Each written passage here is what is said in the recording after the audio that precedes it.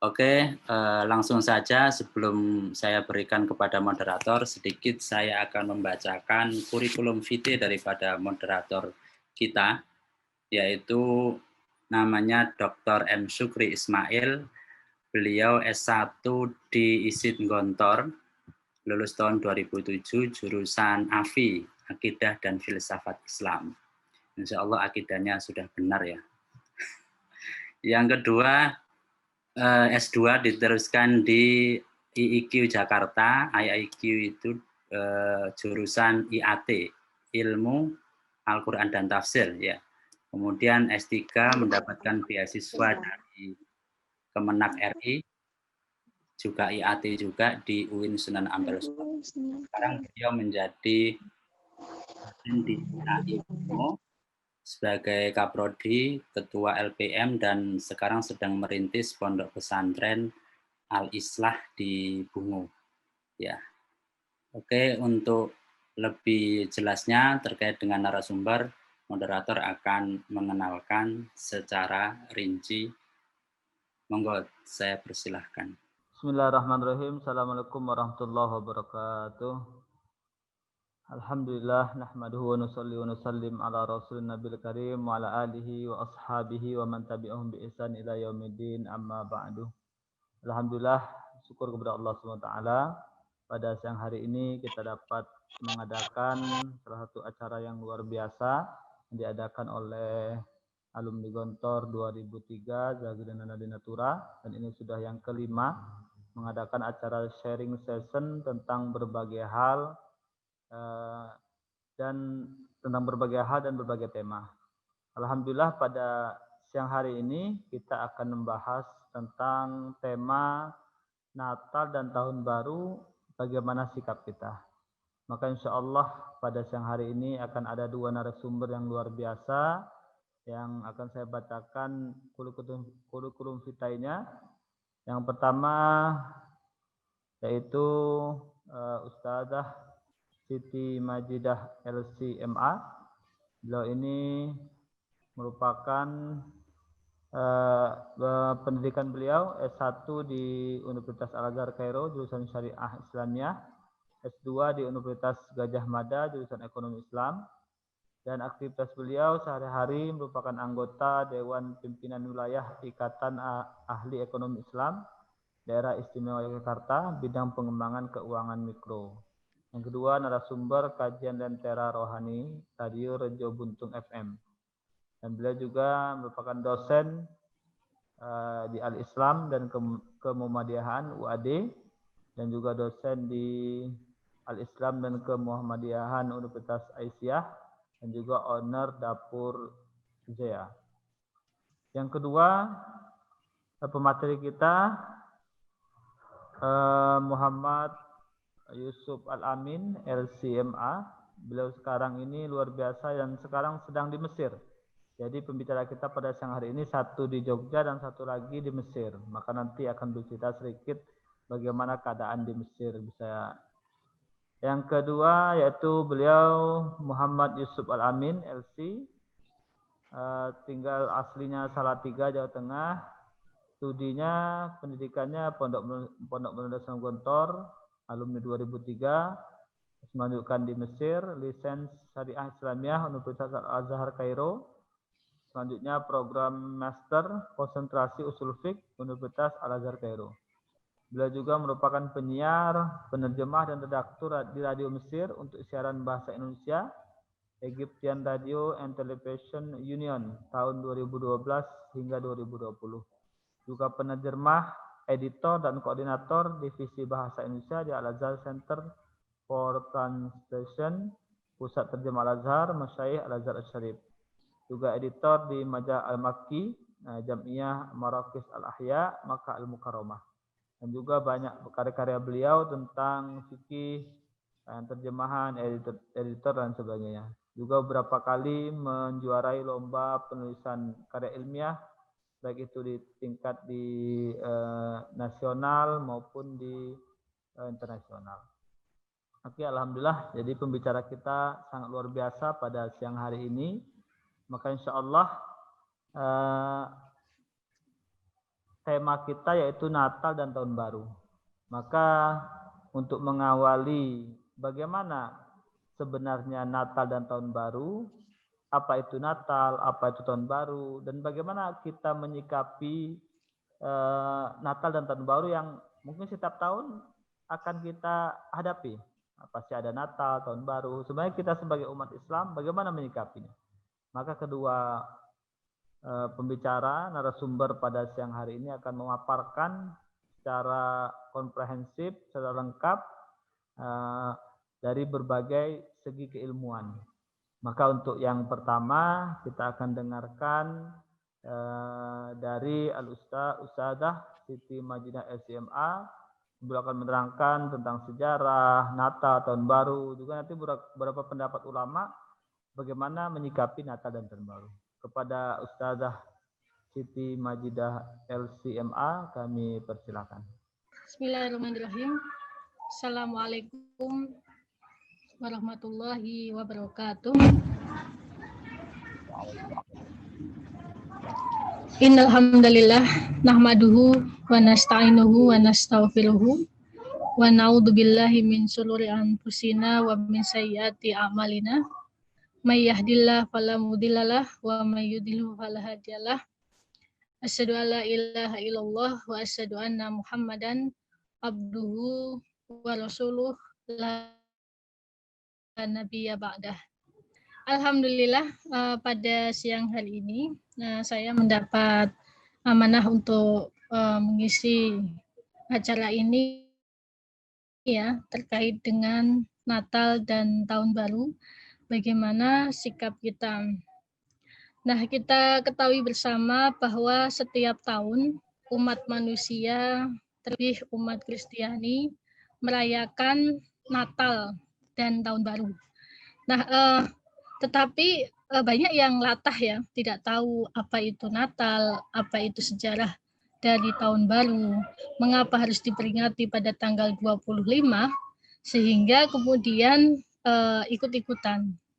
Nah, di sini sebelum kita membahas mengenai sikap kita dalam menyikapi peringatan Natal dan juga Tahun Baru, maka akan lebih baik dan lebih bijak jika kita mengetahui bagaimana sejarah daripada Natal itu sendiri. Nah, Natal berasal dari kalimat Christmas ya, atau Christmas yang maknanya adalah merayakan kelahiran Al-Masih atau Yesus ya, dalam pengertian mereka.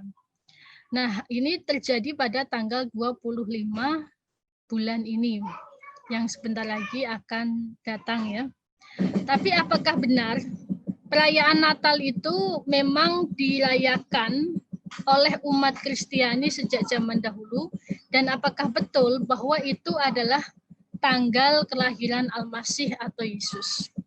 Nah, kalau kita melihat dari beberapa buku ya, dari buku-buku yang ditulis oleh mereka ataupun oleh yang muslim ataupun non-muslim, atau dari beberapa kajian-kajian pustaka, ternyata pada awal-awal abad 1 sampai abad ke-4, perayaan Natal ini tidak pernah dilakukan oleh umat Kristiani. Jadi pada abad-abad permulaan tidak pernah dilakukan oleh umat Kristiani. Baru kemudian pada abad keempat, abad kelima, nah ini mulai ada tradisi untuk merayakan Natal sebagai bentuk peringatan terhadap kelahiran Al-Masih atau Yesus. Pertanyaannya, apakah betul pada tanggal 25 itu Yesus dilahirkan? Nah, karena memang di sini ada kontroversi ya, ada perbedaan pendapat, bahkan tidak hanya di non-muslim, di kalangan umat Kristiani juga banyak perbedaan pendapat mengenai secara pasti kapan dia itu dilahirkan ya. Di dalam kitab Injil Lukas dikatakan bahwa digambarkan ketika Yesus itu dilahirkan, di situ ada para penggembala sedang menggembala dan menunggui kawanan hewannya itu di padang pada malam hari. Dan itu terjadi pada musim semi. Nah, maka di sini sudah kita ambil kesimpulannya, kalau seandainya ini terjadi pada musim semi, padahal bulan Desember ya itu adalah musim dingin. Nah, di sini sudah terlihat bahwa ada kelemahan di dalam melihat sejarah kelahiran Yesus atau Al-Masih.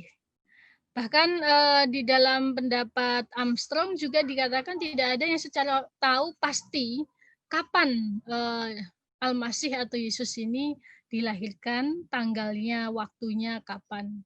Nah, kemudian kenapa ini bisa terjadi? Terjadi pada tanggal 25, bagaimana kisahnya gitu ya.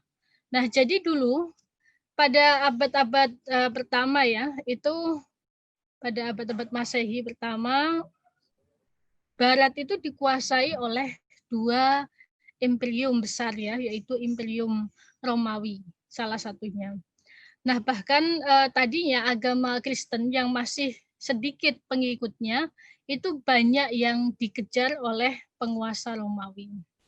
Nah, kemudian pada abad keempat ketika Konstantin naik dan diangkat menjadi raja, maka kemudian dia membuat semacam keputusan yang dinamakan dengan keputusan yang ada di Milan ya itu ya. Dia mengatakan bahwa harus ada keseragaman dalam menyelenggarakan keagamaan atau tradisi keagamaan. Nah, masuknya Konstantin ini ke agama Kristen ya diikuti oleh banyak masyarakat Romawi. Nah, pada awalnya masyarakat Romawi ini memiliki kepercayaan paganis politisme ya, mempercayai dewa-dewa yang banyak. Nah, di situ kemudian kepercayaan mereka, tradisi mereka untuk menyembah dewa-dewa yang banyak itu tidak bisa dihilangkan dengan seketika. Maka kemudian dibawa tradisi ini ke dalam keyakinan yang baru mereka, yaitu keyakinan agama Kristen. Nah, sehingga kemudian dibuatlah semacam perayaan Natal dan disepakati pada tanggal 25 bulan Desember. Jadi ini sebetulnya berdasarkan kesepakatan mereka saja. Nah, kemudian kepercayaan paganisme Romawi ini yang masuk ke dalam agama Kristen ini sebetulnya tidak semua umat Kristiani ini mau tidak semua umat Kristiani ini mau mengikutinya. Bahkan ada yang kemudian dia merayakannya tidak pada tanggal 25, tetapi pada tanggal 6 Januari. Nah, itu ya. Dan biasanya kita akan mengenal beberapa simbol ya. Ada simbol-simbol Natal dan Tahun Baru ya. Biasanya simbolnya itu ada simbol pohon ya, pohon cemara dan juga Santa Claus. Nah, kita akan menguak bagaimana simbol-simbol ini ya. Nah, untuk simbol-simbol ini sendiri banyak versi ceritanya ya. Untuk pohon Natal itu ya, dalam penelitian Michigan State University dikatakan bahwa ini sudah ada jauh sebelum adanya atau kedatangan agama Kristen ya, di mana masyarakat Eropa itu menggunakan ranting untuk menghiasi rumah mereka selama titik balik matahari. Nah, selama musim dingin, nah untuk menyambut matahari baru mereka memasang hiasan-hiasan tersebut. Nah, kemudian ada juga cerita yang menceritakan kisah Nimrod ya, sang penguasa zalim, yang mana dia mendirikan menara Babel ya, dan kemudian dia membangkang kepada Tuhannya, bahkan menikahi ibunya sendiri yaitu Semiramis. Nah, ketika sudah meninggal, sebagai bentuk untuk melestarikan kepercayaan arwah Nimrod ini oleh Semiramis, maka kemudian dia meyakini ada pohon evergreen yang tumbuh di atas sebatang kayu yang sudah mati ya, dan dia melambangkan bahwa ini masih hidup. Jadi sebetulnya tidak ada kaitannya ya, ada banyak kisah tentang pohon ini. Ada juga kisah tentang pendeta Bonifacius ya, yang mungkin tidak akan saya sampaikan di sini. Nah, kemudian simbol yang lain, ada simbol Santa Claus. Nah, simbol Santa Claus ini banyak digunakan ya ketika merayakan Natal dan Tahun Baru. Nah, baik masyarakat yang Muslim itu juga banyak yang latah menggunakan atribut ini, ataupun masyarakat non-Muslim juga ya, tidak hanya beragama Kristen. Nah, sebetulnya siapa itu Santa Claus itu juga banyak sejarahnya, banyak versinya.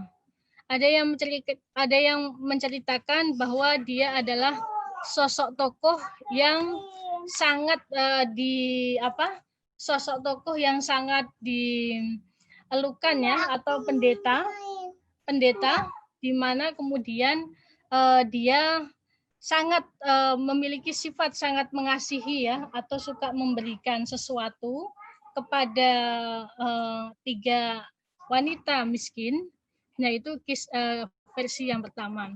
Tetapi ada juga yang mengatakan bahwa Santa Claus yang saat ini yang bertubuh gemuk ya, tambun, kemudian berjenggot putih. Nah, ini adalah hasil dari propaganda Amerika, di mana kemudian salah satunya yang memproduksi adalah dari salah satu perusahaan ya, di mana kemudian digunakan sebagai alat propaganda promosi produk-produk mereka. Nah, di sini kemudian bisa kita lihat bahwa kisah-kisah mitos itu dimasukkan ke dalam keyakinan umat Kristiani ya. Karena kita lihat bangsa Eropa ya, atau bangsa Barat itu suka dengan kisah-kisah mitos ya. Seperti misalnya kalau kita lihat film-film ya, ada film Superman ya, tokoh-tokoh heroik yang mereka ciptakan. Nah, itu semuanya berasal dari kisah-kisah mitos yang ada di Yunani. Nah, itu 2 simbol mengenai Natal. Nah, biasanya ketika kita akan memperingati hari Natal ya, atau ini ya, masyarakat dunia terutama umat Kristiani dan juga Tahun Baru, itu ada banyak sekali polemik-polemik yang terjadi di masyarakat ya. Ada yang mengatakan polemik mengenai bagaimana hukum mengucapkan dan merayakan Natal. Apakah mengurangi atau merusak akidah kita? Nah, di sini ulama-ulama berbeda pendapat, dan biasanya semakin ramai ya menjelang peringatannya. Kemudian polemik mengenakan atribut Natal. Nah, dan yang mesti kita sayangkan, banyak yang memperingati Tahun Baru ya, itu identik dengan hal-hal yang sifatnya pemborosan.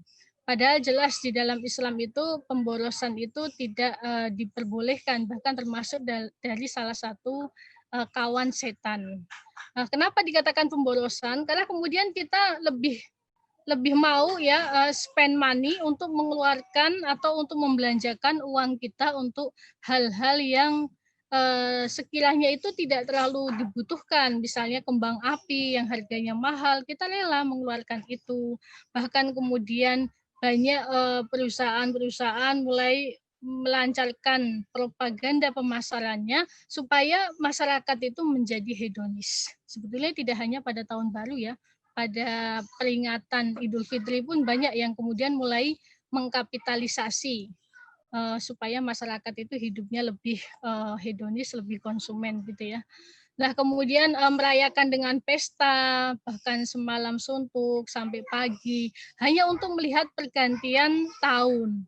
Padahal kita ketahui sendiri bahwa tahun baru di Masehi ya, kalau yang diperingati masyarakat ya biasanya kan Tahun Baru Masehi itu tidak sama dengan Tahun Baru yang diperingati oleh umat Muslim ya, di mana dulu ketika masyarakat Madinah itu memperingati 2 hari yang biasa dirayakan, yaitu Hari Raya Nairus dan Mihrojan. Kemudian Nabi bertanya kepada mereka di dalam salah satu hadisnya, apa yang sedang kalian laksanakan? Kami sudah biasa merayakan ini sejak zaman jahiliyah. Nah, kemudian oleh Nabi Muhammad SAW dikatakan kami menggantinya dengan 2 hari yang lebih baik, yaitu Idul Fitri dan Idul Adha. Nah, itu adalah perayaan kita. Dan tahun baru yang dirayakan oleh masyarakat pada umumnya ya, yang pada tanggal 1 Januari itu juga ada pengaruh-pengaruh dari budaya paganis ya, politisme dari Romawi tadi, yaitu sebagai peringatan Dewa Matahari. Nah, kemudian ada beberapa perilaku destruktif ya, atau mendekati kemaksiatan. Ada banyak sekali penelitian-penelitian yang dilakukan oleh beberapa institut ya, atau mungkin ada beberapa masyarakat ya, yang media massa, kalau kita lihat di media massa banyak yang kemudian pemuda dan pemudi kita melakukan kegiatan atau perilaku destruktif ya, dan mendekati kemaksiatan, misalnya seperti free sex ya. Tidak hanya di tahun baru, pada peringatan Valentine juga seperti itu. Jadi ada kebebasan dalam pergaulan, kemudian seks bebas. Nah, ini yang mesti kita ingatkan setiap tahun ya, bagaimana kita itu bisa melewati pergantian tahun Masehi ini dengan hal-hal yang positif ya, tidak foya-foya, kemudian tidak melakukan perilaku destruktif ataupun kemaksiatan. Nah, ini yang mesti kita bentengi pemuda dan pemudi kita. Nah, tetapi masalahnya yaitu selalu polemik yang ada di sini kemudian dibawa-bawa ke masalah yang sifatnya ada tuduhan-tuduhan sepihak bahwa kalau kita tidak ikut dengan tradisi itu selalu dikatakan sebagai intoleran gitu ya, tidak toleransi. Nah, jadi ada yang mengatakan seperti itu. Kita tidak toleransi dengan dengan yang ada. Nah, tapi apakah betul kalau kita tidak mengikuti itu kita dikatakan intoleran? Nah, ini yang mesti kita jelaskan ya kepada mereka apa itu toleransi. Karena banyak yang tidak paham ya makna dari toleransi itu sendiri. Nah, toleransi itu kan berasal dari bahasa Latin ya, yaitu tolerantia, yang maknanya itu adalah kita itu tasamuh. Kemudian kita melakukan sikap saling menghormati, mengedepankan kelembutan hati, kemudian ada kelonggaran dengan yang berbeda dengan kita. Jadi istilah toleransi itu lebih tepatnya adalah kita mempunyai sifat atau sikap inklusif, lapang dada, ya, kemudian welas asih, walaupun kita menghadapi masyarakat yang banyak latar belakang yang berbeda, latar belakang agamanya, latar belakang budayanya, latar belakang sukunya, dan lain sebagainya. Jadi sikap toleransi itu lebih kepada sikap saling memahami, tafahum, memahami, menghargai adanya perbedaan-perbedaan yang memang itu sebuah keniscayaan, tidak bisa dihilangkan di dalam masyarakat kita yang plural ya. Baik pendapat ataupun pemikiran keagamaan ataupun adat istiadat, nah semuanya itu di dalam masyarakat kita di dunia ini berbeda. Maka di sini dipentingkan sikap untuk saling memahami. Nah, jadi toleransi di sini bukan kemudian kita mempunyai keyakinan satu kemudian berpindah ke keyakinan yang lain, atau misalnya kita mengikuti ritual keyakinan agama lain. Nah, yang sempat menjadi keprihatinan, ada beberapa kampus ya di Indonesia ketika terjadi peringatan Natal ya, misa Natal di gereja, mereka itu melakukan misalnya mahasiswanya dibawa ke gereja untuk menyanyikan lagu misa dan lain sebagainya, atau mungkin mengaji di gereja. Nah, ini bukanlah bentuk dari toleransi. Karena toleransi itu bukan mencampur adukan pemahaman keagamaan atau mencampur adukan ritual-ritual keagamaan. Tetapi ini lebih kepada sifat saling memahami, menghargai, dan memberi kebebasan kepada pemeluk agama lain untuk menjalankan ibadahnya, menjalankan keyakinannya sesuai dengan yang mereka yakini dengan sebebas-bebasnya. Tidak ada ketakutan, ya, tidak ada was-was. Bahkan ada beberapa masyarakat yang kemudian secara sukarela membantu dalam dalam peringatan Natal. Misalnya kalau di Jakarta itu ada masjid dengan gereja itu saling berhadapan. Nah, ketika Idul Fitri, maka yang masjid itu membolehkan untuk dijadikan parkiran, yang gereja ya membolehkan untuk dijadikan parkiran jamaah masjid yang akan melaksanakan sholat Idul Fitri. Nah, kemudian yang ketika perayaan Natal, yang pemilik yang pengurus masjid juga membolehkan umat Kristiani untuk melakukan memarkirkan kendaraan di sana. Nah, ini toleransi lebih kepada seperti itu. Kalau ada yang mengatakan bahwa Islam itu tidak toleran, umat Muslim itu tidak toleran, itu salah ya. Sebab di Al-Quran bentuk-bentuk dan ayat-ayat tentang toleransi itu ada banyak sekali. Misalnya kita lihat di surat Luqman ayat 15. Di situ dikatakan wa in jahadaka ala an tusyrika bi. Dan kalau seandainya kedua orang tuamu mengajak kamu untuk mensekutukan saya, fala tuti'huma. Maka kata Allah ya, firman Allah, jangan ikuti keduanya. Wasahibhuma fid dunya ma'rufa. Tetapi pergaulilah keduanya dalam muamalah duniawi, dalam muamalah kehidupan di dunia itu dengan muamalah yang sebaik-baiknya. Ya, jadi kita tidak mengikuti perintahnya bukan bentuk kemaksiatan, bukan bentuk pembangkangan, ya.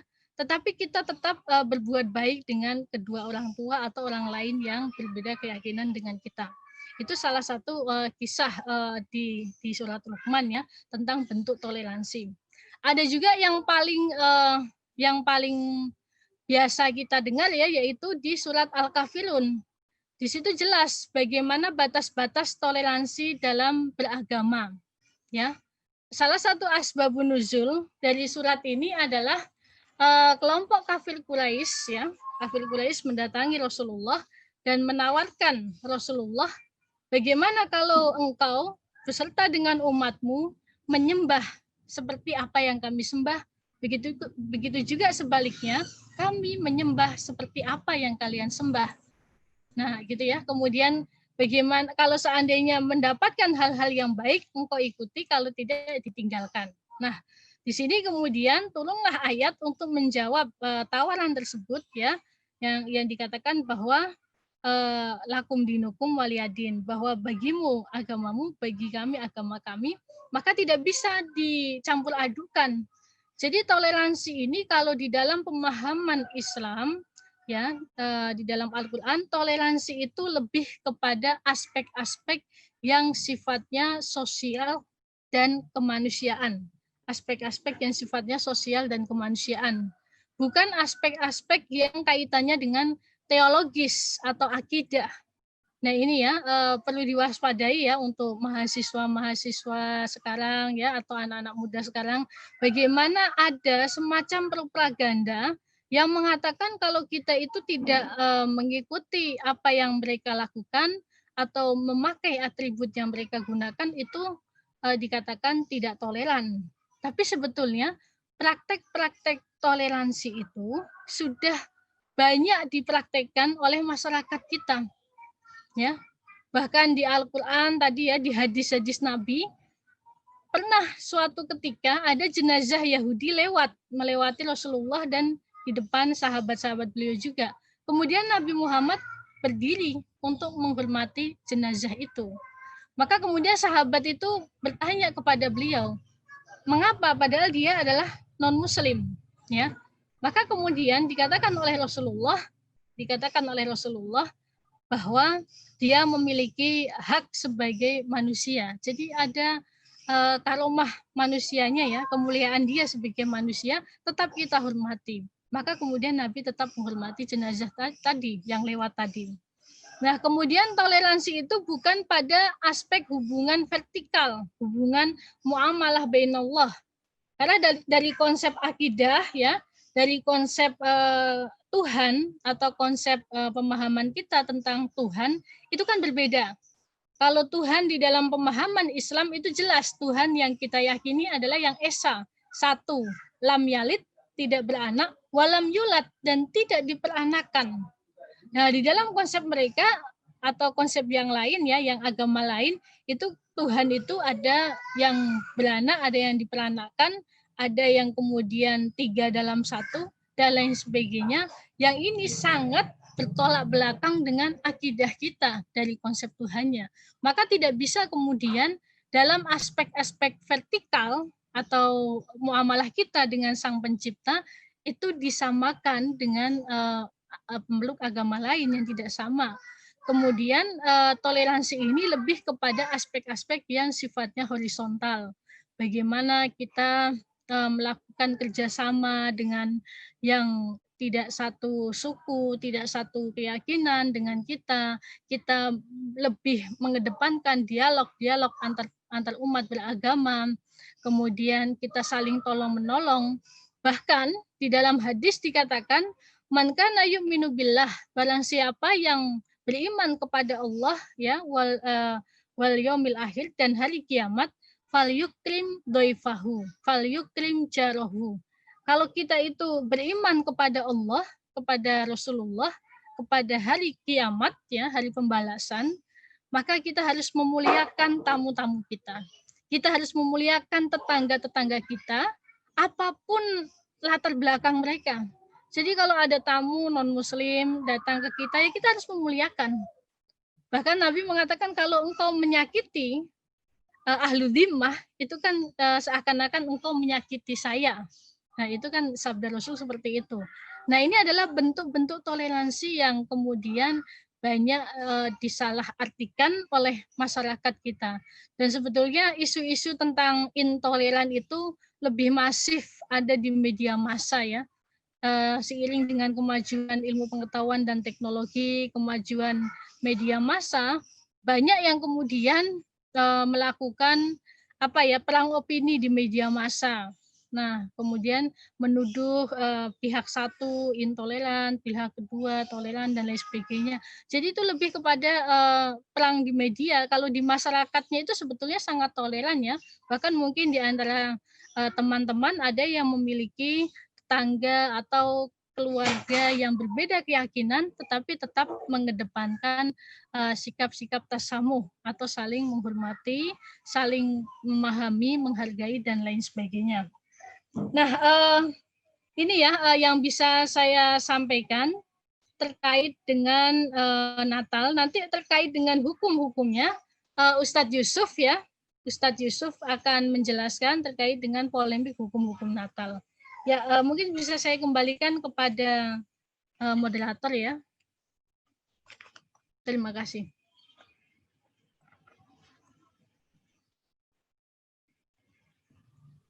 Baiklah, terima kasih kepada Ustazah Siti Majidah yang luar biasa memaparkan secara lengkap sejarah Natal, terus bagaimana kita menyikapinya.